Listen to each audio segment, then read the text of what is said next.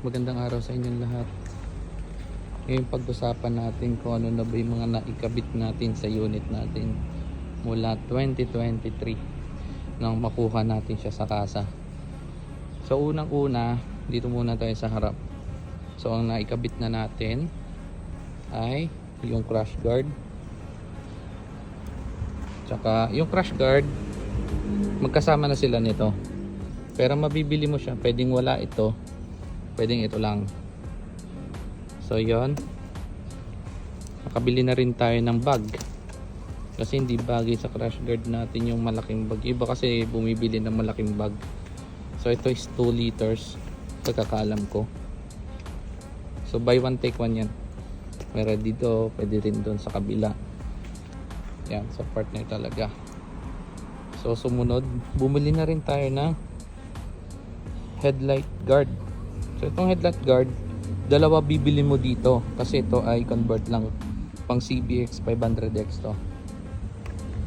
So ito bibili ka nito. Ito ay GPS bracket to eh.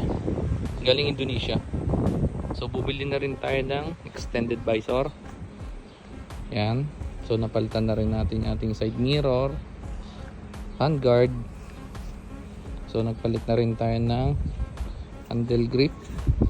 So sa RCB to. So ano, ang build natin dito chapsoy eh. Iba-ibang brand talaga. So iba kasi conversion lang. So bumili na rin tayo nitong quick release na cellphone holder, voltmeter with charger. So sa harap, ito sa ilaw, nakatatlong ilaw tayo. Ngayon ang gamit natin is Zenlo para sa mini driving natin. Zenlo X1 Plus. Yan. Tapos yung sa baba is Zenlo X7. Yan. Tapos bumili na rin tayo ng radiator cover. Tapos itong underbelly na cover lang to, parang extension lang to eh. Yan. Nabili rin natin yan. Shopee lahat yan. So yung fender extension, yan.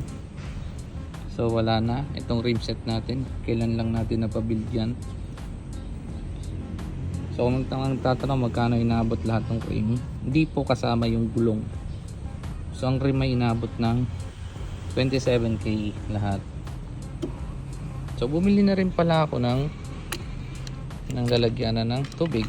So extended na extension, pwede mo rin na ganyan lang. So may knob siya dito sa ilalim para hindi na gumagalaw. So punta tayo sa likod. So dito bumili rin tayo ng top box bracket with side pannier. So sa Shopee rin ko rin to nakuha, pero ang natatandaan kong gumawa nito is si Jaycom. Shoutout kay Jaycom. So ayan, medyo na modified na nga lang natin kasi parang first version ata niya ito. Kasi ito, part na to, naka-align siya dito. So nakapasok na ganun. Kung maglalagay tayo ng bag, medyo parang pabukas siya paharap. Kumbaga parang nakaganon siya pa sa likod. Ay, pag ganon siya sa harap. So pangit tingnan. Kaya pinayos natin. Pina-align natin ngayon na maayos. So yun lang naman, counting modification lang. Ayan, tapos pipe. 2 holes na pipe. So Akrapovic siya na ano lang naman to, copy.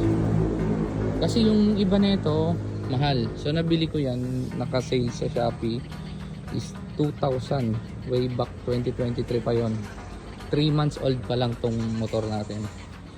So naka-cut delete siya. Kaya bumili tayo ng mid-link. So canister lang yung mabibili natin to. Siguro inaabot to ng 3.5 lahat. Itong pipe lang. Yan. So wala naman tayo masyadong nadagdag dito sa likod. So yun lang na may rim set natin.